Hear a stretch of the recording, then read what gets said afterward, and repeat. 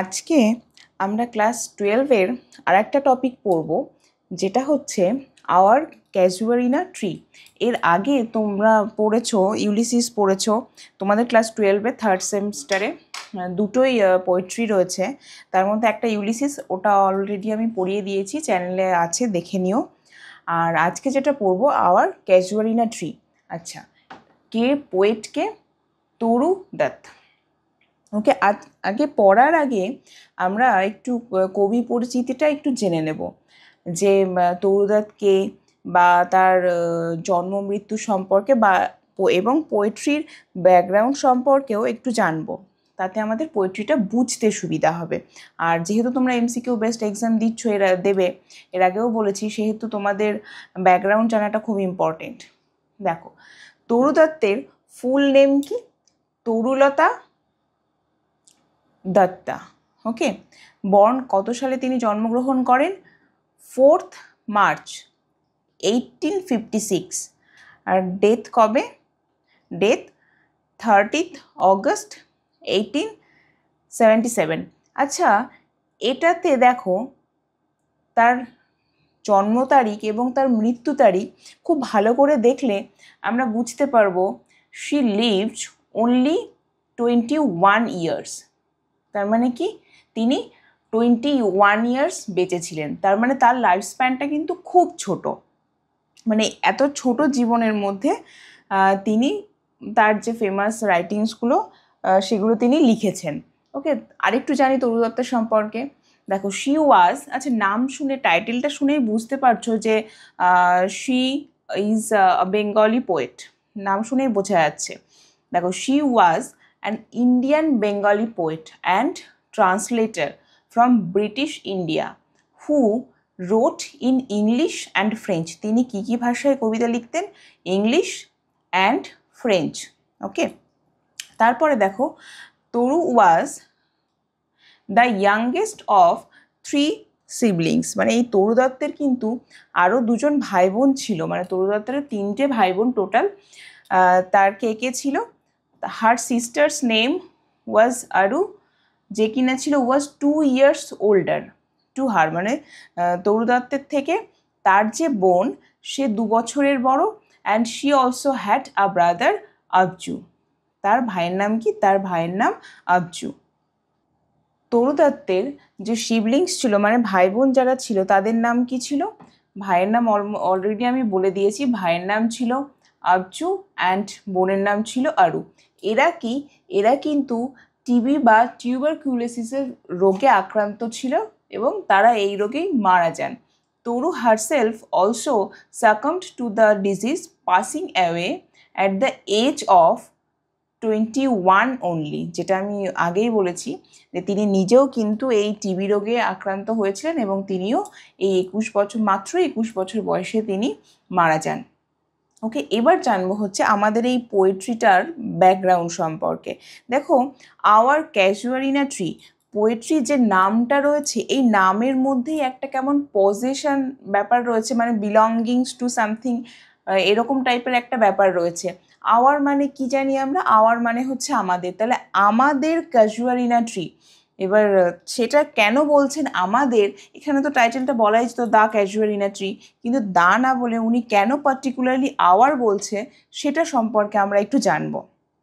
দেখো, the casuarina tree in Toru Dutt's poem our casuarina tree serves as a powerful symbol of our childhood memories, homeland and family. Actually, এই তরু দত্ত ইনি তার ফ্যামিলির সাথে কলকাতাতে থাকতেন, কিন্তু তার ভাই এবং বোন যখন মারা যান টিউবারকিউলোসিসের রোগে আক্রান্ত হয়ে, তখন সে তার পুরো পরিবারের সাথে তারা ইউরোপে শিফট হয়ে যায়। ওকে, ইউরোপে শিফট হয়ে যান। এবার সেখানে বেশ কয়েক বছর থাকার পরে কোনো একটা দিন বা কোনো একটা সার্টেন টাইমে, এবার এটা তো খুব সত্যি কথা না, যে আমাদের সিবলিংস মানে আমাদের নিজের ভাই বোনেরা যদি অসময়ে মারা যায়, বা সেই দুঃখটা আমাদের মনে একদম মানে গেঁথে থাকে, সেই দুঃখ কোনোভাবেই ভোলা যায় না, ভোলা সম্ভব নয়। ঠিক তরু দত্তের ক্ষেত্রেও সেই ঘটনাটাই ঘটেছে। উনি যখন এই ক্যাজুয়ালিনা ট্রি লিখছিলেন, তখন আমরা কবিতাটা পড়তে পড়তে দেখব মানে এই ক্যাজুয়ালিনা ট্রিটা কিসের সিম্বল তার জীবনে। তার যে চাইল্ডহুড মেমোরিজ, মানে 3জন ভাই বোন, তারা সবাই এই ক্যাজুয়ালিনা ট্রির নিচে খেলা করেছে, ক্যাজুয়ালিনা ট্রিটাকে নিয়ে তাদের অনেক সুন্দর সুন্দর স্মৃতি রয়েছে। এই সমস্ত কিছুই এই কবিতার মধ্য দিয়ে তিনি এক্সপ্রেস করেছেন।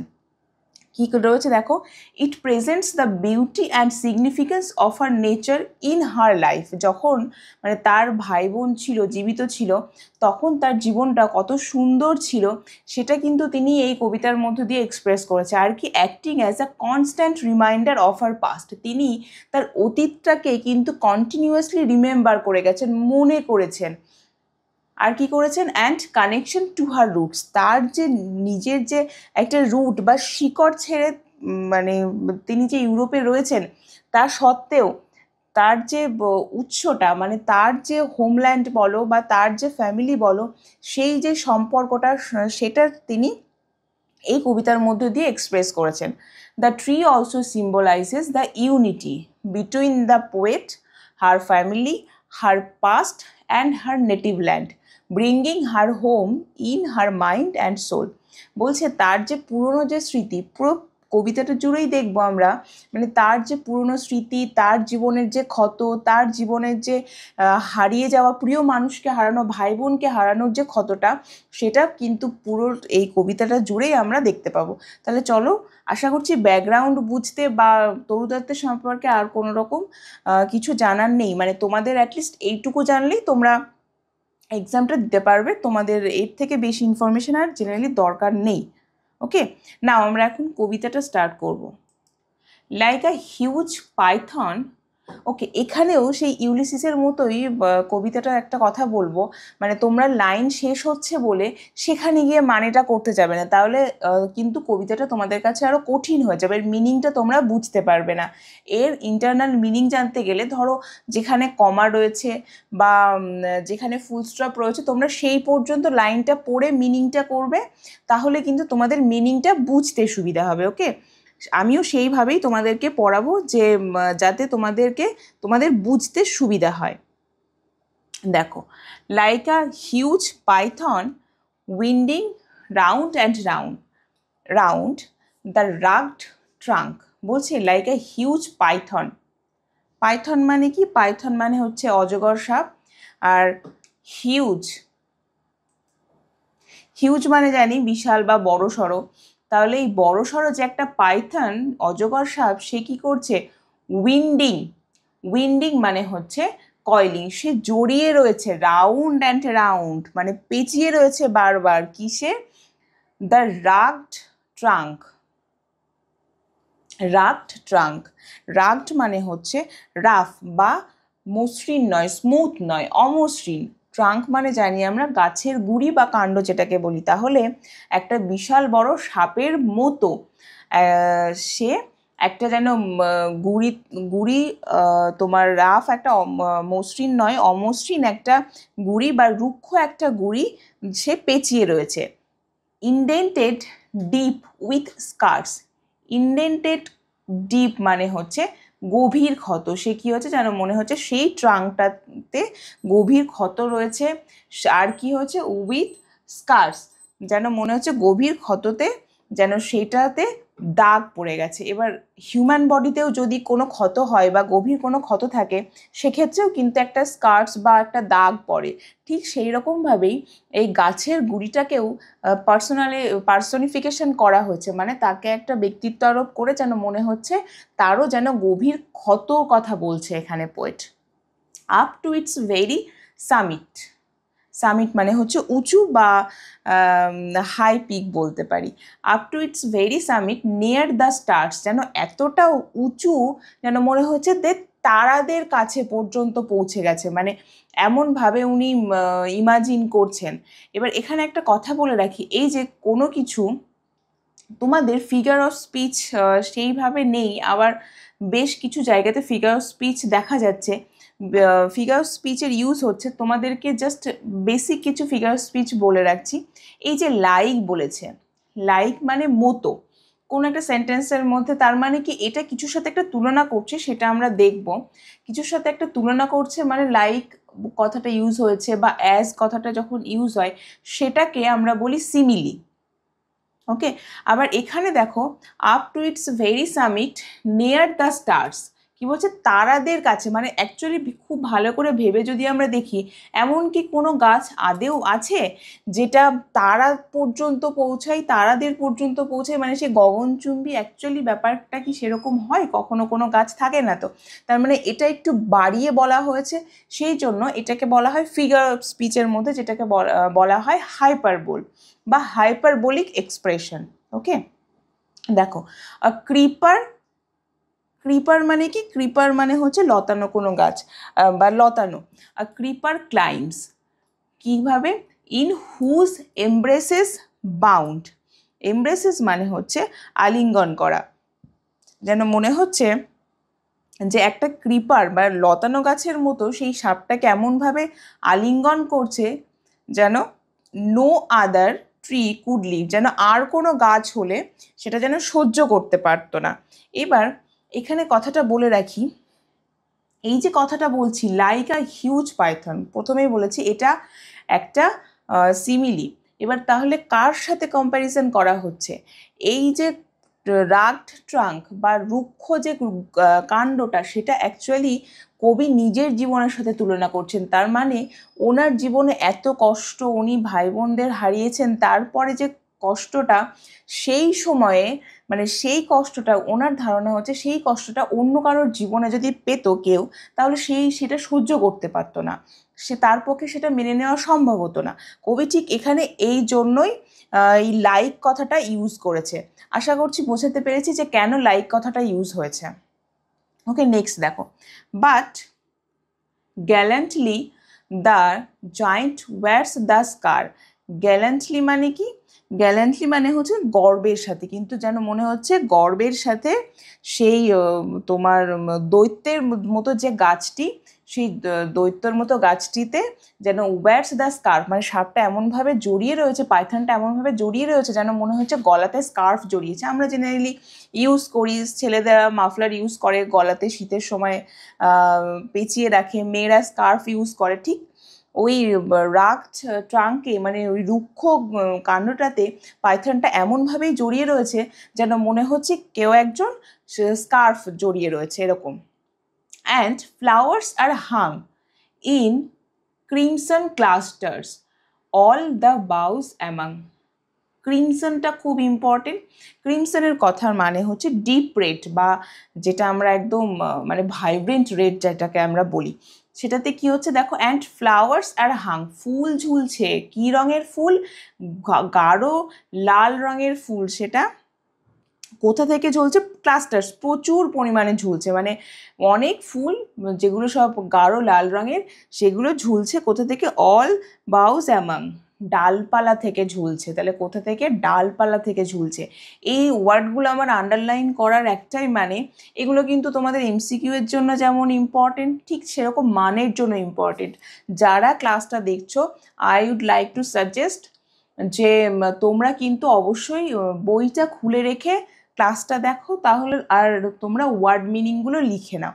এর ফলে তোমাদের ক্লাসটা কিন্তু করতে সুবিধা হবে। পরে যখন তোমরা নিজেরা পড়বে তখন কিন্তু তোমাদের কাছে আর ব্যাপারটা এতটা টাফ লাগবে না। সেই জন্য বলছি তোমরা কিন্তু ওয়ার্ডগুলোর মিনিংগুলো অবভিয়াসলি নোট করে নাও। ওকে, দেখো নেক্সট পড়ি।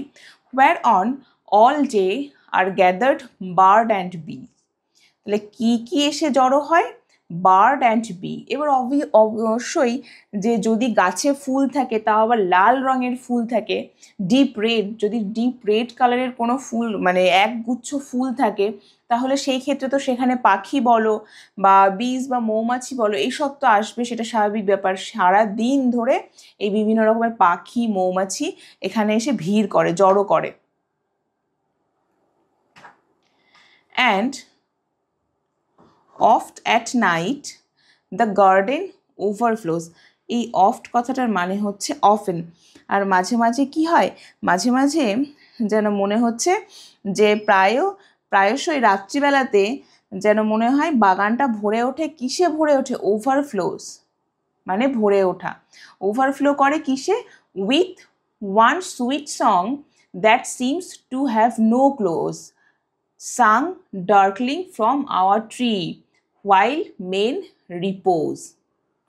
ওকে, উইথ ওয়ান সুইট সং বলছি কি একটা সুন্দর গান, সেই গানটা যেটা যেন মনে হয় যে কখনোই যেন টু হ্যাভ নো ক্লোজ, যেটার কখনো শেষ নেই, সেই রকমই যেন একটা গান, সেই গানটা চলছে, গানটা গাইছে। আর সেটি কোথা থেকে আসে? সেটি যেন মনে হচ্ছে যে কোথায়, সাং ডার্কলিং ফ্রম আওয়ার ট্রি, সেটা আমাদের গাছ থেকে যেন মনে হচ্ছে, ডার্কলিং হচ্ছে এক ধরনের পোকা বলতে পারি, সে গাইছে আর সেটা আমাদের গাছের থেকে আসছে, ভেসে আসছে সেটা। যখন হোয়াইল মেন রিপোজ, রিপোজ মানে হচ্ছে স্লিপ, খুব ইম্পর্টেন্ট, ওয়ার্ড মিনিংয়ে পাবে বা এমসিকিউ এর ক্ষেত্রে বা সিনোনিমসে দিতে পারে। রিপোজ মানে কি? রিপোজ মানে হচ্ছে স্লিপ। তাহলে যখন মানুষেরা ঘুমোয়, তাহলে আচ্ছা এখানে দেখো একটা কথা দিয়েছে মেন স্লিপ, এখানে কিন্তু পিপল স্লিপ বা অল স্লিপ এই ধরনের কিছু টার্ম ইউজ করতে পারতো, কিন্তু সেটা করা হয়নি। আচ্ছা আমরা যখন দেখি নর্মাল কোন একটা ফ্যামিলিতে সব থেকে আগে ঘুম থেকে ওঠে কে? অবশ্যই আমাদের মা। আর সব থেকে শেষে ঘুমোতে যান কে? তিনি কিন্তু অবশ্যই আমাদের মা। আর যে বাড়িতে যে মেন যারা থাকে তারা কিন্তু মানে এই সারাদিনের বাইরের কাজকর্ম করে আসার পরে জেনারেলি তারা কিন্তু আগে ঘুমিয়ে যায় বা তারা কিন্তু আগে বিছানাতে চলে যায়।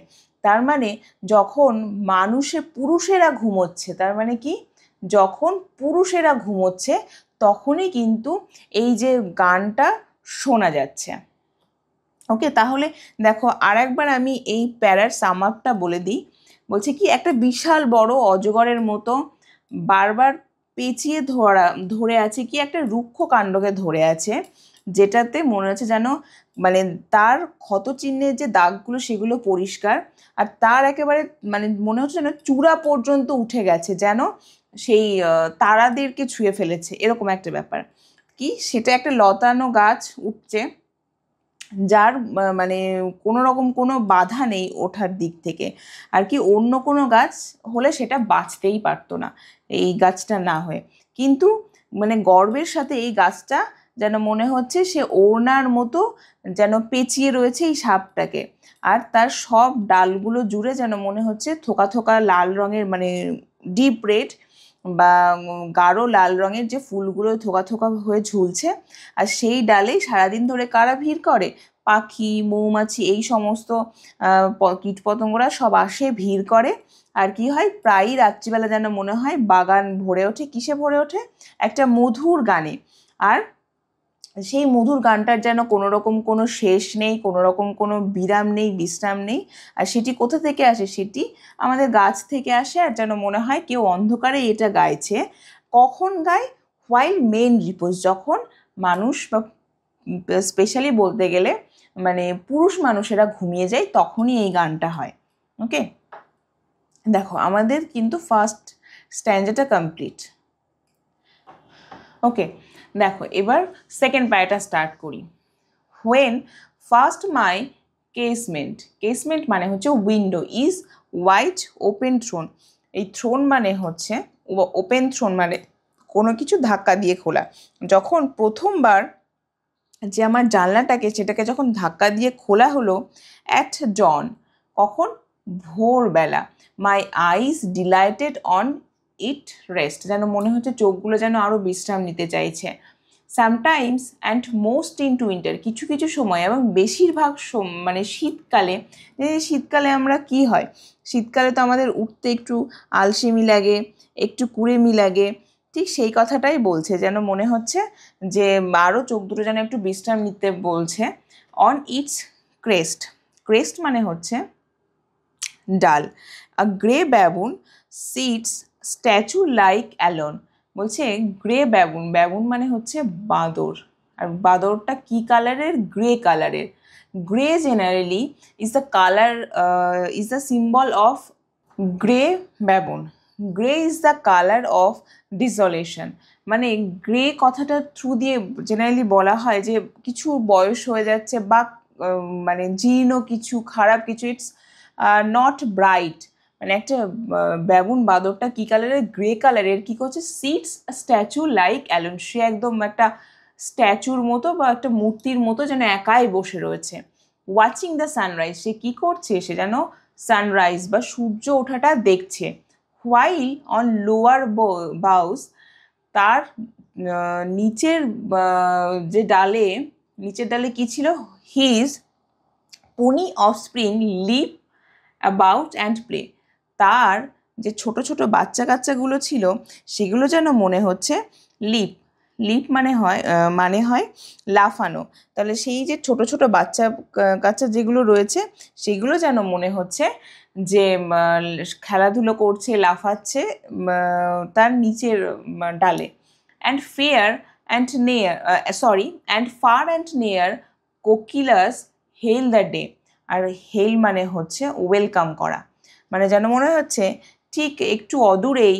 দেখো এখানে আরেকটা ফিগার স্পিচ ইউজ হয়েছে, ফার অ্যান্ড নেয়ার। ফার মানে কি দূরে, আর নেয়ার মানে কাছে। এখন এটা একটা অ্যান্ড দিয়ে যোগ করা রয়েছে। এবার দেখো অ্যাকচুয়ালি ফার দূরে বা কাছে, এটা কি পাশাপাশি কখনো বসতে পারে? বসতে পারে না। মানে কি দুটো তো অ্যাকচুয়ালি অপোজিট ওয়ার্ড, তাহলে দুটো অপোজিট ওয়ার্ড যখন পাশাপাশি বসে তখন সেটা হয় অক্সিমোরন। ওকে, তাহলে অ্যান্ড ফার অ্যান্ড নেয়ার কোকিলাস হেল দ্য ডে, তাহলে কি যেন মনে হচ্ছে অদূরেই কোকিলরা কি করছে, দিনটাকে ওয়েলকাম করছে, স্বাগত জানাচ্ছে। And to their pastures wend our sleepy cows, আর যেন মনে হচ্ছে যে তাদের যে প্যাস্টার্স মানে হচ্ছে তৃণভূমি, সেই তৃণভূমিতে যেন আমাদের যে গরুগুলো, ঘুমন্ত গরু, তাহলে গরুগুলো কি করছিল, দ্য কাউস ওয়্যার স্লিপিং, তাহলে ঘুমন্ত যে গরুগুলো যেন মনে হচ্ছে চলে যাচ্ছে। কেন? And in the shadow on the broad tank cast by that hoar tree, hoar মানে ওল্ড, বলছে অ্যান্ড ইন দ্য শ্যাডো, কি ছায়াতে, কিসের ছায়া দেখি এবার, on the broad tank cast, broad মানে বড়, আর ট্যাঙ্ক মানে হচ্ছে এখানে দিঘি।